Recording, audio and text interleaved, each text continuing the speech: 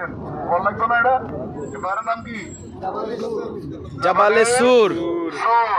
এই জাবালে সুর হচ্ছে আল্লাহর হাবিব নবী মুহাম্মদুর রাসূলুল্লাহ সাল্লাল্লাহু আলাইহি ওয়াসাল্লাম তিনি যখন, আমরা জানি ও বাসের মধ্যে যে ঘটনাটা বলছি এটা পুনরাবৃত্তি করতে চাই না, এরপর থেকে বলি যে আল্লাহর হাবিব হিজরতের রাতে যে জায়গায় আশ্রয় গ্রহণ করেছেন, যে জায়গায় হাবিব পাক সরকারে মদিনার দুইটা কদম লেগেছে, সেই জায়গাটা হচ্ছে এই পাহাড়ের চূড়া, একটা গর্ত আছে, ছোট্ট একটা গুহা আছে।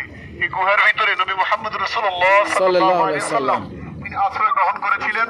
কাফেররা এই গুহার মুখের, আল্লাহর হাবিব যখন গুহার ভিতরে ঢুকছে এমন সময় আল্লাহ পাক হুকুম দিয়ে দিলেন, মাকড়সা আইসা মুখের মধ্যে জাল বুনে দিছে, কবুতর আইসা ডিম বাইরে দিছে। আল্লাহর হাবিব নবী মুহাম্মদ রাসূলুল্লাহ সাল্লাল্লাহু আলাইহি ওয়াসাল্লাম তিনি গুহার মধ্যে ঢুকলেন। হযরত আবু বকর রাদিয়াল্লাহু তাআলা আনহুর উরুর মধ্যে তিনি মাথা হেলান দিয়ে ঘুমাইলেন। আর ঘুমানোর পরে আল্লাহর হাবিবের ঘুম এসে গেছে।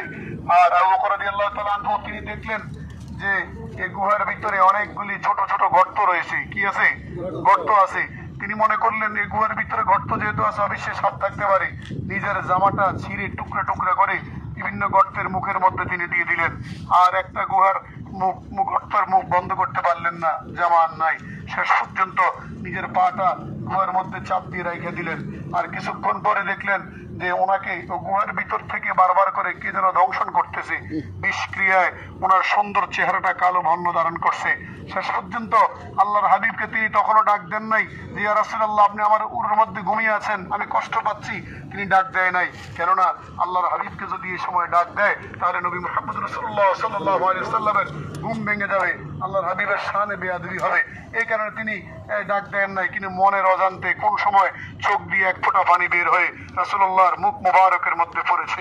আল্লাহর হাবিবের ঘুম ভেঙে গেছে। ঘুম ভেঙে তিনি উঠলেন, দেখলেন আবু বকরের চেহারাটা মলিন, কালো বর্ণ ধারণ করছে। জিজ্ঞেস করলেন, আবু বকর কি হয়েছে আপনার? আপনি আমাকে ডাকলেন না কেন? বলে ইয়া রাসূলুল্লাহ ও ইয়া হাবিবাল্লাহ, নবী গো, আমি যেই গুহার ভিতরে সব গর্তের মুখ বন্ধ করে দিয়েছি, আমাকে মনে হয় সাপে আঘাত করছে। বলে আপনি সাপে আঘাত করছে, আপনি আমাকে ডাক দিলেন না কেন? বলে ইয়া রাসূলুল্লাহ আপনার ঘুম ভেঙে গেলে আপনার মনে কষ্ট আসতে পারে, মাত্র ঘুমাইলেন, আপনার সাথে বেয়াদবি করলে আমার দু জাহান নষ্ট হয়ে যাবে। ইয়া রাসূলুল্লাহ এই কারণে আপনাকে ডাক দেই নাই।